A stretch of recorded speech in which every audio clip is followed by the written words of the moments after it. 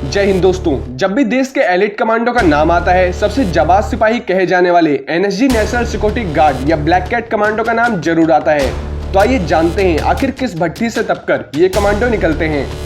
NSG का गठन भारत की विभिन्न फोर्सेस से विशिष्ट जवानों को छांटकर किया जाता है। एनएसजी में 53% कमांडो सेना से आते हैं, जबकि 47% commando paramilitary forces, CRPF, ITBP, RAF और बीएसएफ से आते हैं। इन कमांडो की अधिकतम कार्य सेवा 5 साल तक होती है। 5 साल भी सिर्फ 15 से 20% को ही रखा जाता है। बाकी कमांडोज के 3 साल के पूरे होते ही उन्हें उनकी मूल फोर्सेस में वापस भेज दिया जाता है। भारत के सबसे महत्वपूर्ण व्यक्तियों की सुरक्षा और आतंकवादी हमलों से बचाव का जिम्मा एनएसजी का होता है। एनएसजी कमांडो हमेशा काले कपड़े, काले नकाब और काले ही सामान का इस्तेमाल करते हैं, इसलिए इन्हें ब्लैक कैट कमांडो कहा जाता है। साल 1984 में एनएसजी का गठन किया गया था। अति विशिष्ट लोगों की सुरक्षा के अलावा आतंकी हमलों से बचाव का जिम्मा भी एनएसजी पर होता है। एनएसजी का ध्येय वाक्य है, सबके लिए एक, एक के लिए सब। इन कमांडो की ट्रेनिंग बहुत ही कठिन होती है, जिसका सबसे बड़ा मकसद यह होता है कि योग्यतम लोगों का चयन हो सके। सीधी भर्ती एनएसजी में नहीं होती है। इसकी ट्रेनिंग के लिए भारतीय सेना और अर्धसैनिक बलों के सर्वश्रेष्ठ जवानों को चुना जाता है।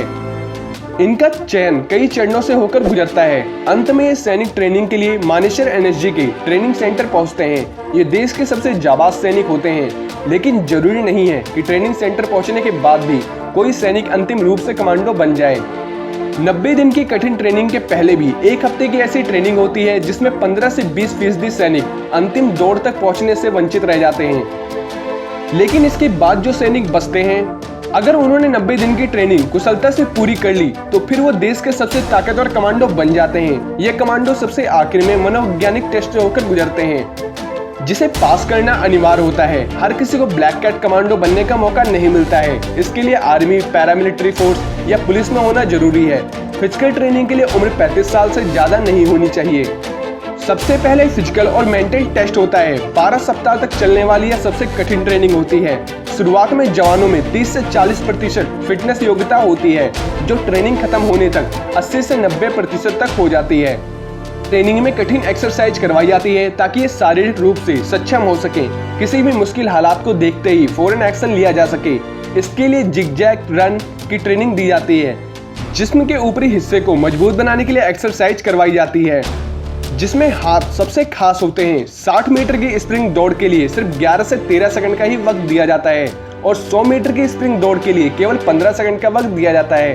ट्रेनिंग को और अधिक कठिन बनाने के लिए हाथों में हथियार और पीठ पर वजन भी लाद दिया जाता है। एक बंदर की तरह रस्सी के सहारे एक स्थान से दूसरे स्थान पर जाना भी कमांडो की ट्रेनिंग का जरूरी हिस्सा है।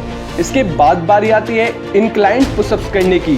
फिर कॉन्फिडेंस बढ़ाने के लिए इन्हें 9 फुट के गड्ढे को फांदना होता है। किसी भी मिशन पे जाते समय न जाने कैसी स्थिति सामने आ जाए, इससे निपटने के लिए इन्हें हाई बैलेंस भी कराया जाता है। पैरेलल रोप के जरिए कमांडो के शरीर को और अधिक मजबूत बनाया जाता है। स्पाइडर वेब नेट के जरिए ऊपर चढ़ना और फिर दूसरी ओर से नीचे उतरना हाथों की पकड़ को मजबूत बनाने का काम करता है।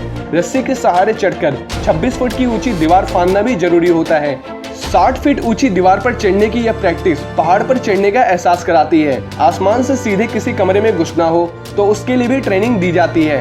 भले ही इनके हाथों में हथियार ना हो, लेकिन ये कमांडो दुश्मन को मार गिराने की ताकत रखते हैं।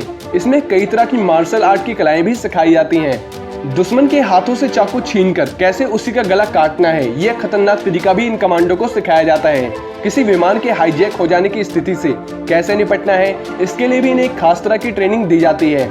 एक बनावटी विमान की मदद से ऐसी स्थिति से निपटने की ट्रेनिंग दी जाती है। एनएसजी कमांडो को एक गोली से एक जान लेने की ट्रेनिंग दी जाती है। यानी यह कहा जा सकता है कि आपातकालीन स्थिति में ये कमांडो सिर्फ एक गोली चलाकर किसी आतंकवादी को ढेर कर सकते हैं। इन कमांडो को आग बंद करके निशाना लगाने, अंधेरे में निशाना लगाने और बहुत ही कम रोशनी में निशाना लगाने की भी ट्रेनिंग दी जाती है।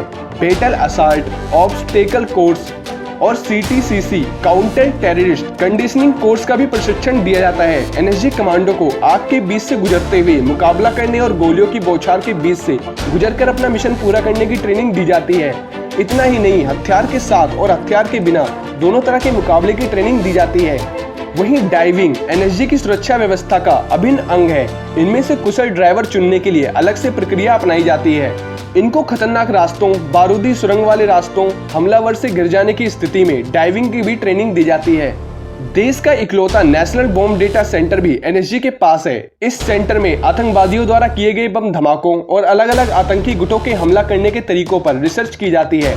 एनएसजी को आतंकवादी हमले की स्थिति में आतंकवादियों पर काबू पाना, बंधक बनाए गए लोगों को छुड़ाना, बम की पहचान कर निष्क्रिय करना आदि का प्रशिक्षण दिया जाता है। 26/11 के मुंबई हमले में ब्लैक कैट कमांडो ने स्थिति को नियंत्रित करने में महत्वपूर्ण भूमिका निभाई थी। तो दोस्तों, कैसी लगी आपको वीडियो कमेंट बॉक्स में जरूर बताएं। जय हिंद, जय भारत।